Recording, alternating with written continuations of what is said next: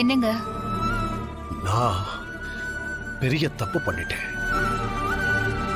உன்னை கேட்காம உன் உசுரை பத்தி கவலைப்படாம உன்னை இந்த எலெக்ஷன்ல நிக்க சொல்லிட்டேன்.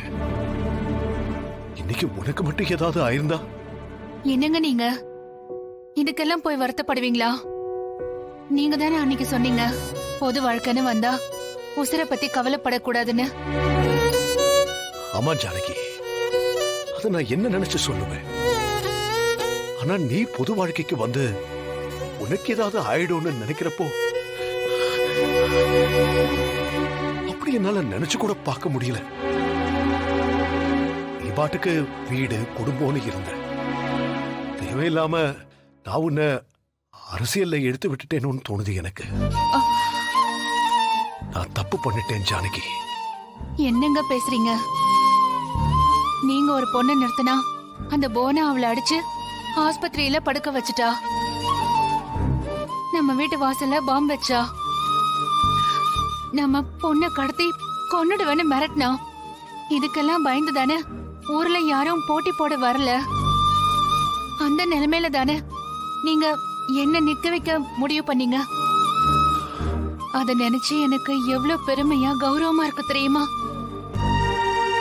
இத்தனைக்கும் நான் படிக்காதவ, இந்த வீட்டை தவிர வெளி உலகமே தெரியாதவ, இந்த தலைவிங்கிற பதவிக்கு தகுதியே இல்லாதவ.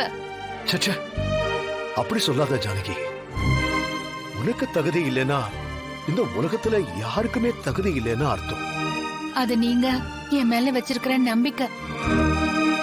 ஆனா என்ன பத்தி எனக்கு தெரியும்ல, அதோட உயிர் ஆபத்து வரும்னு தெரிஞ்சும் என் மேல இருக்கிற உரிமையில தானே நீங்க என் பேரை சொன்னீங்க. அந்த உரிமைய நீங்க எனக்கு தந்ததுக்கு நான் தாங்க உங்களுக்கு நன்றி சொல்லணும்.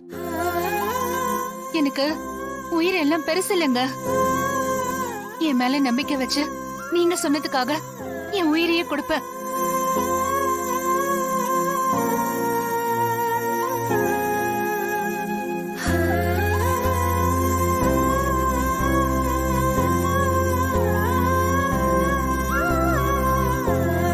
புரியுது, எனக்கு புரியுது ஜானகி.